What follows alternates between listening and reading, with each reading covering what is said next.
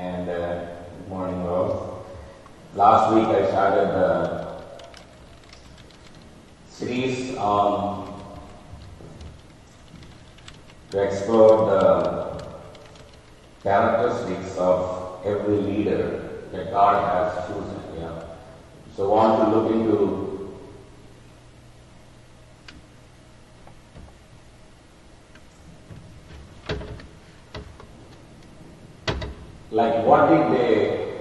what decisions each leader that God had appointed took it. And because there are many things that they make decisions, some are good, some are bad.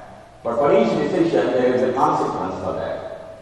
So that's how, we want to look at every leader that God has chosen one by one to see that what we can learn in it.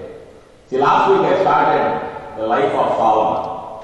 That after King David died, what did Solomon do? So that's where we went there. We looked at it, that he was able to, once he took over the throne, he killed Adonijah, his brother, and then he killed Joab, his general, and the high priest, who is Abiathar, he removed him from the post. But what I felt is, I told that he did certain things, but I did not give the rationale. I didn't give what led him to make those difficult decisions. So I want to go back to chapter before. Last week we were looking at chapter 2, but I want to take one step back. I want to see that in chapter 1, what happened? Why did Solomon make those decisions? Why did Solomon, killed Adonijah and other people? And what did King David told them on his deathbed? So I want to give that preview, before we get to understand, what Solomon, why Solomon made those decisions. Israel was near the end of golden years of David's reign. So they were at the point of David had reigned for 40 years, and they were at the end of his reign.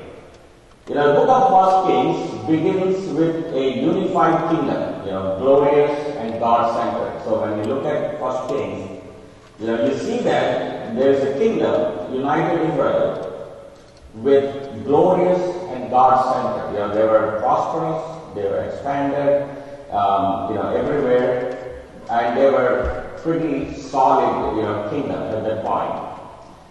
But when you enter the chapter, 1 Kings, you see a divided kingdom, degraded and idolatrous. So you see that in the beginning, a unified God-centered kingdom, but when you end the chapter, you see a divided and they were worshipping the idols. The reason for Israel's decline appears simple to us. They failed to obey God. That's the reason for all the disasters of Israel. They failed to obey God. But it looks like, simple, but we are all vulnerable to the same mistakes what Israel had done. Those same things, what led them to those, the terrible situations. We also face the same thing on a daily life. Greed, jealousy, lust for power, weakening of marriage vows, and superficiality, devotion to God. These are some of the problems that Israel had encountered before they failed. So these are the same things you and I face on a day-to-day life. We face the same problems. So as we read and study these tragic events in Israel history, I want each one of us to look at, mirror our own experiences. So when we are, studying this, I want all of us to examine how did we react in situations like that when they faced. So those are the things that will help us to fix our things. The first 2 chapters of 1 Kings act as an important bridge between the careers of extremely significant Old Testament kings. Obviously, the first 2 chapters we see that King David and King Solomon. These are the 2 extremely significant things you see that. David's story began in 1 Samuel, 2 Samuel, and ends here in 1 Kings. So you see that David's story in those Samuel chapters, which we will discuss when we talk about King David's life.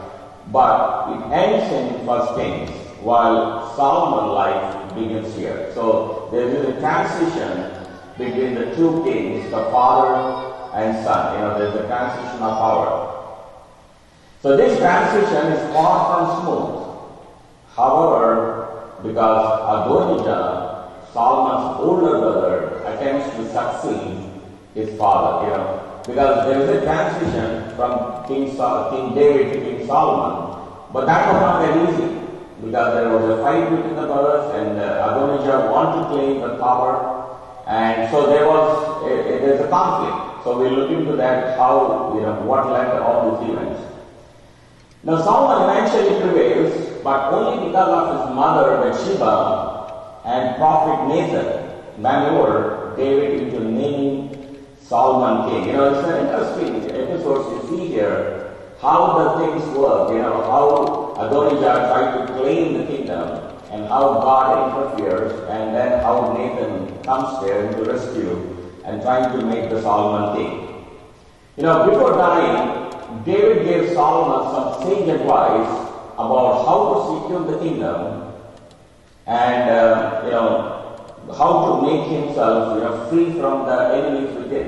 This is why Solomon took the actions what he took, because he got the counsel from his dad, who are the people he needs to target and he needs to eliminate them. So the counsel what King David gave, Solomon followed it. That's why when we look at last week, when we looked at what Solomon had did, he followed the King David's counsel, and then he nullified his enemies.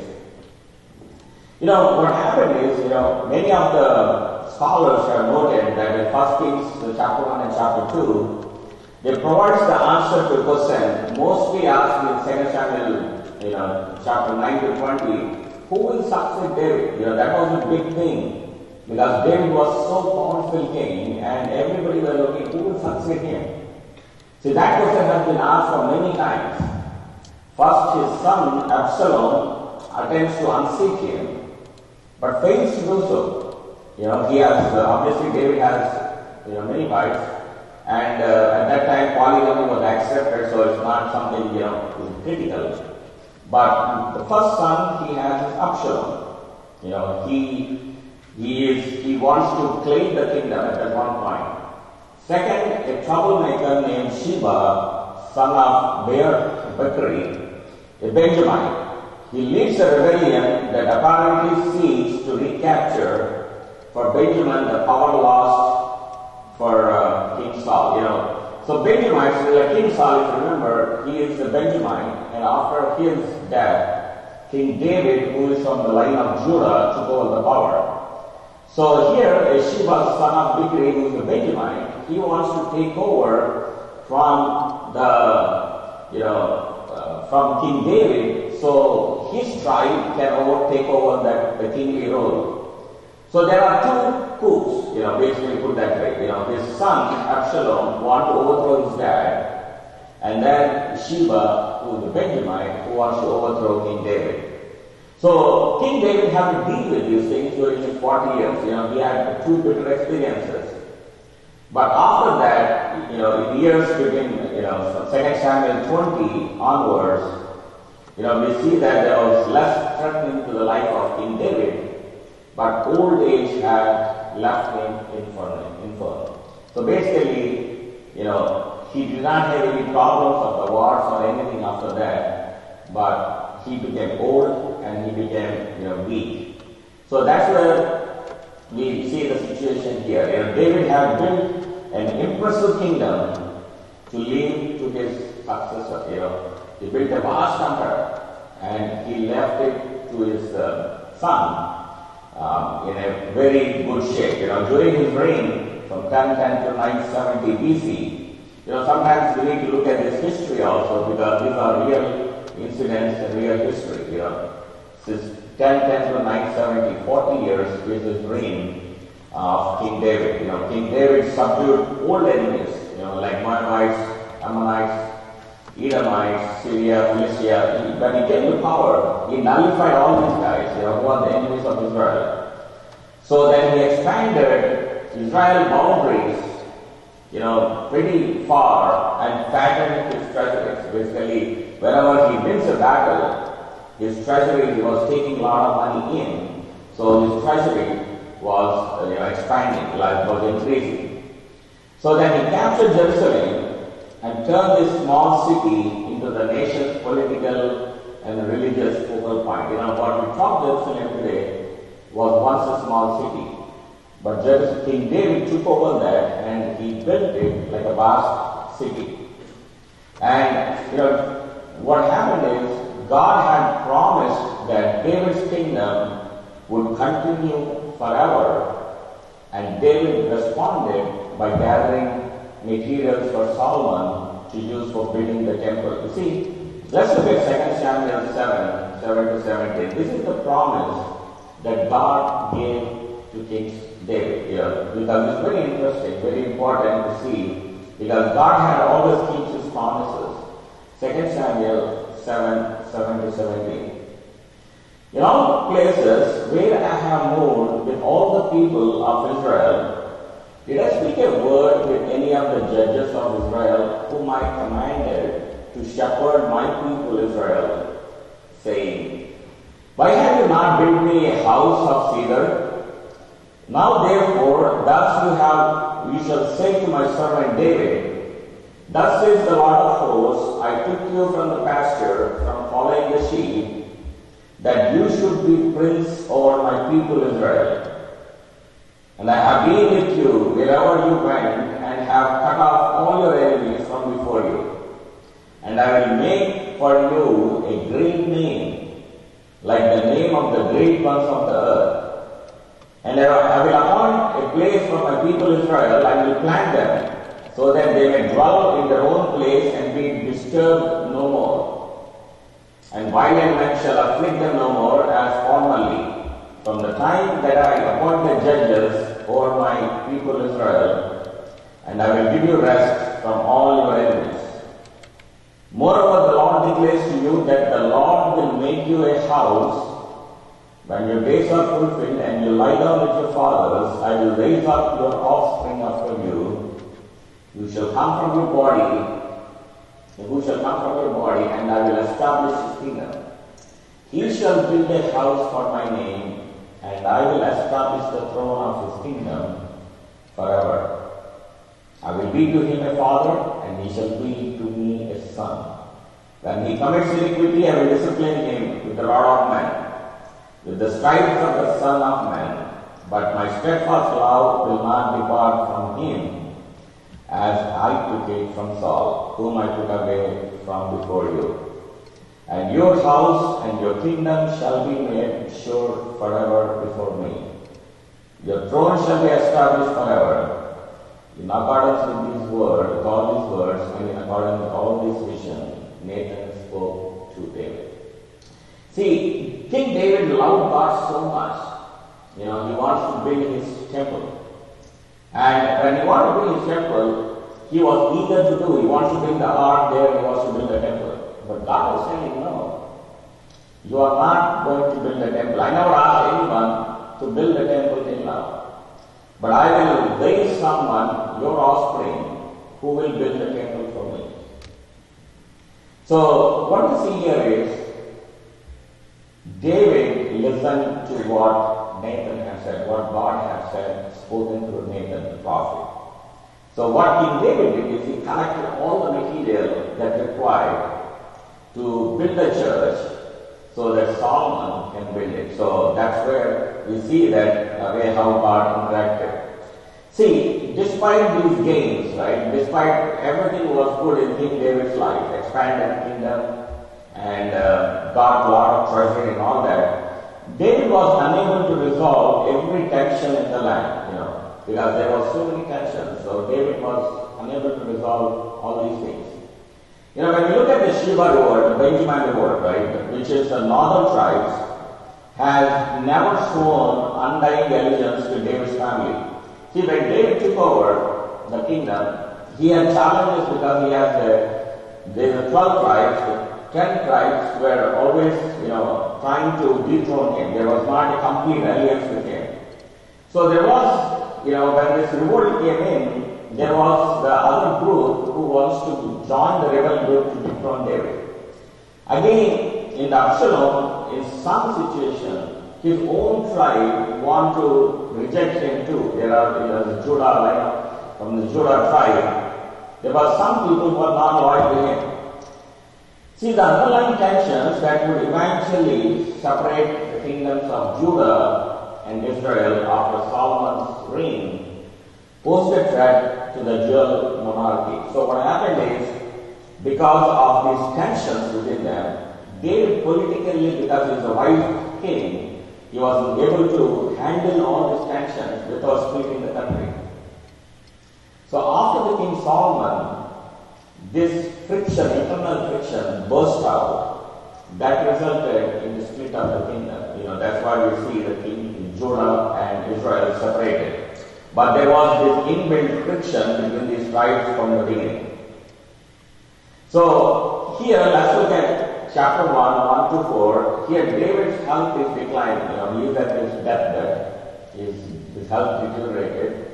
And now he is at a point where everybody are seeing that he is weak, is not capable of able to run the government, run the kingdom.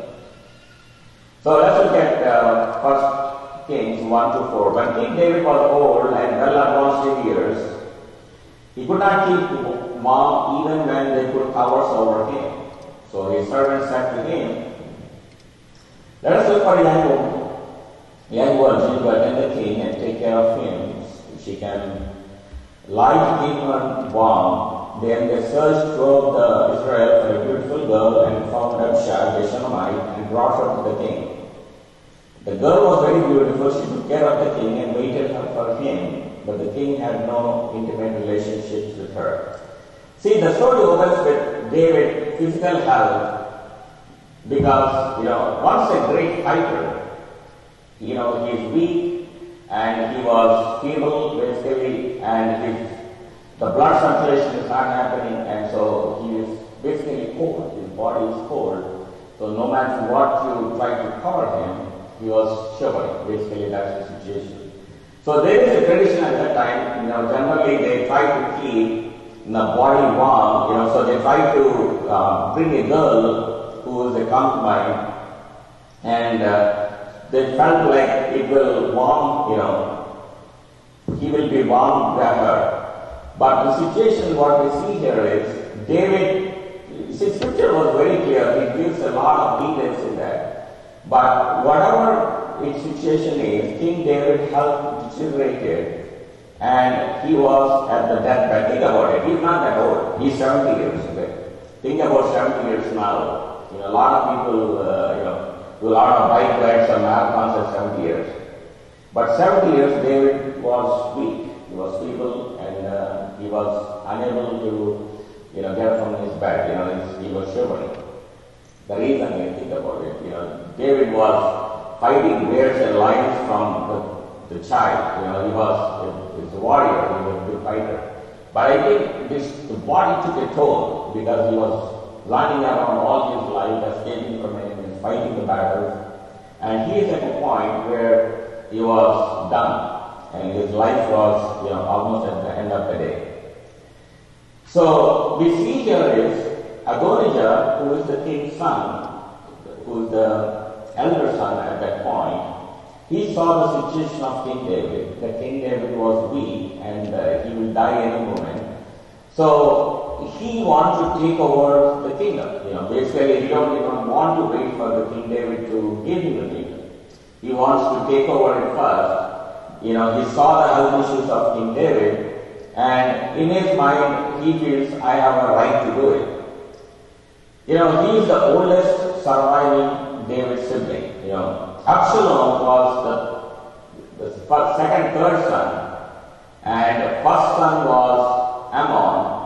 He was killed by Absalom. If you know the history, I don't want to dig into all that now, but if you read the book, you will know that Ammon was the first son, who was a very smart kid, but he was killed by his brother Absalom.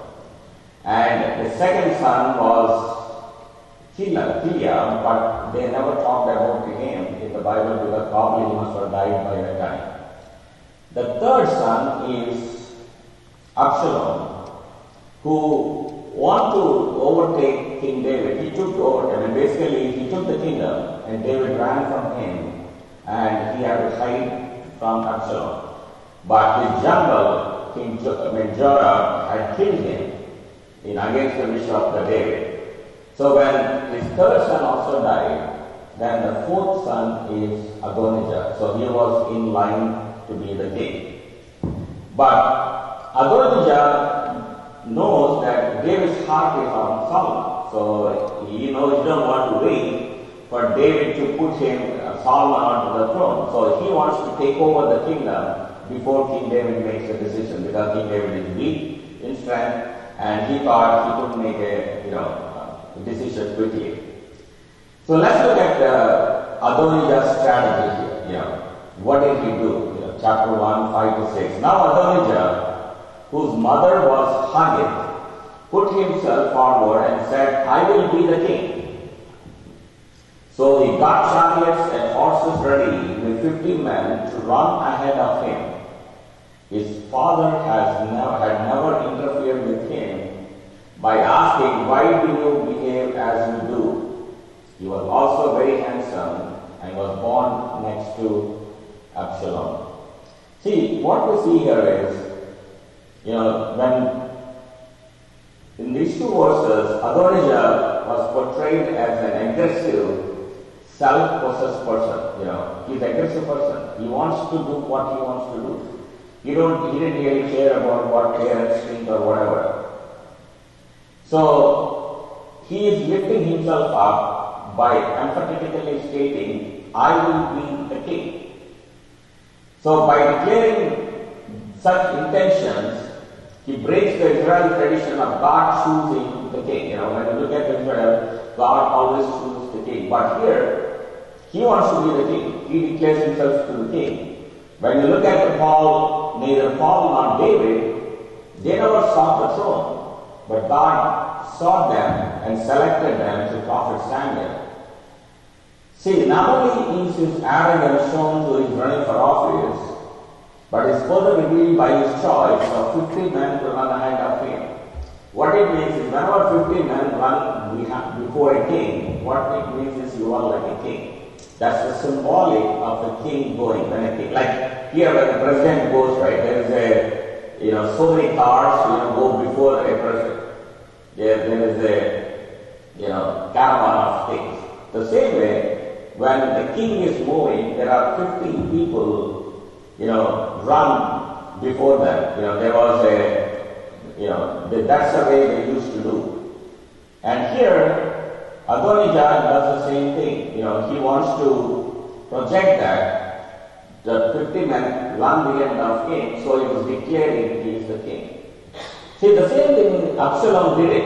When King David was ruling, Absalom, his son, he tried to do the same thing. He acted like a king with 50 people running, before him. And then if people are coming for judgment to King David, he used to stop them and say, what is your problem? And then he used to make a judgment to them because he felt acted like a king. And so what Absalom did is, by doing like that, he became very close to the people of Israel. So when the time came to overthrow King David, he had built the relationship with the people because he was going on the streets with his caravan and acting like a king, and people got connected to him. And when he wanted to overthrow David, he had the people backing. That's why David had to leave Jerusalem and run to escape for his life. The same thing Adonijah was doing it now, but David did not correct him. Scripture tells us very clearly that, as a parent, there are certain things we have to do, but David neglected it. David did not correct their children.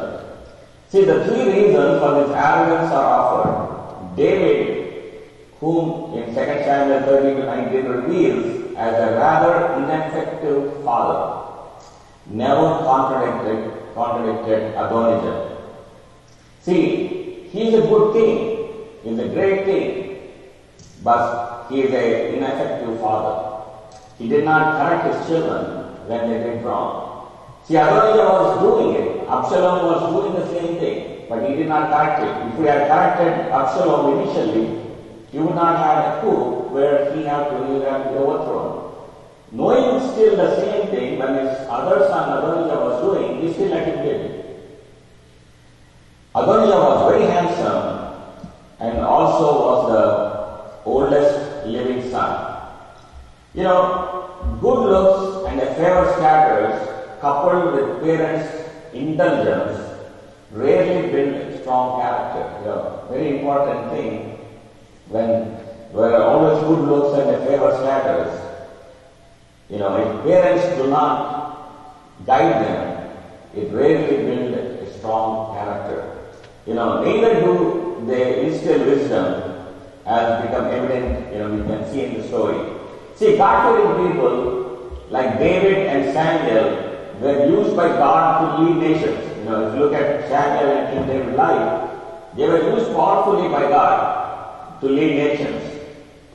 But nevertheless, they had problems in family relationships. You know, if you look at their family, they have a lot of problems. We never, you know, you see that Samuel's life is the same thing. You know, we see that Eli's life is the same thing. And here, King David had a problem in family relationships. See, God-fearing leaders cannot take for granted the spiritual well-being of their children. You know, this is where many times you see that again and again, the pastor's children always go in a wrong track. You know, many times we see this picture. You know, we say that, oh, this pastor is very good, he teaches very good. But what is his children doing? You know, because the children always, you know, a lot of times we see that they were in a wrong track. Because what happens is the God-fearing leaders generally, they are used to having others follow their orders, but they cannot expect their children manufacture faith upon request. See, moral and spiritual character takes years to build, and it requires constant attention and patient discipline. See, what happens is many times, you know, why we get this kind of problems, because a lot of the God's people, a lot of the leaders who are in the ministry, they try to do so many things for the congregation. You know, they go overboard to try to attend everything what they can do. You know, they all feel like I'm serving God, I'm trying to do good things for God. They go and keep doing the God's work. But what happens is during this, you know, process, they neglect their children. They neglect their responsibility of mentoring them, teaching them, guiding them. And they feel like, okay, I'm doing God's work. But God has also given a family a responsibility for them.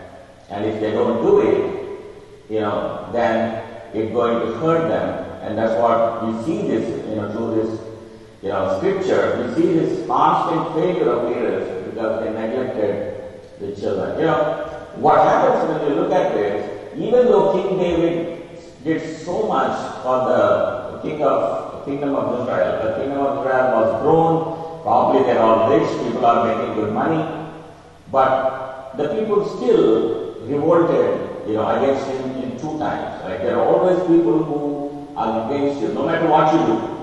You know, this is where the leaders always have to see that. You know, whenever you run a ministry or be a church pastor or, you know, be in a leadership role, no matter what you do, there are always people who don't like you or who always criticize you. There are always who blame you. And these are the things the leaders always have to look and make wise decisions. You know, what is right for them? What do we have to do? You know, because David had never interfered by opposing or even questioning his son, Adonijah did not know how to work within limits. You know, when you put a limit to your son, when you discipline him what to do, then you will know that, you know, they know that these are my limits. But here, Adonijah don't know his limits. You know, he was acting as per his will. You know, the result was that he always wanted his own way, regardless how it affected others. Adonijah did whatever he wanted and paid no respect to God's wishes. So he didn't care about what God wanted. He did what he wanted to do. So an undisciplined child may look good to his or her parents, but an undisciplined adult destroys himself and others. This is very important, when we are raising children. As you set limits for your children, you make it possible for them to develop the self-restraint they will need in order to control themselves later. You teach them in the early ages how to be self-restrained. Then they will need to control themselves when they grow old. Otherwise, then you see that they destroy themselves and destroy others. Discipline your children carefully while they were young, so that they will grow into self-disciplined adults. So that is what we see from this, the life here of King David initially, that he was a mighty king, but because he did not pay attention to his children, he lost 3 sons. The Ammonites died, he was killed, Absalom was killed, and here Adonijah, is the third one who will be killed, who was killed by King Solomon. So we can see that, no matter how powerful king he is, but if you don't take a wise decision, sometimes, in building a relationship, it's going to hurt you. So next week I'll look into who are the Adonijah supporters. What did they do? How did they, plan to seize the throne from King David? And how King David, coronated King Solomon to be the king of Israel. So we'll unfold those events, next week to see those, the way the history unfolded. One thing is very important is I want you to read these chapters, when you get a chance.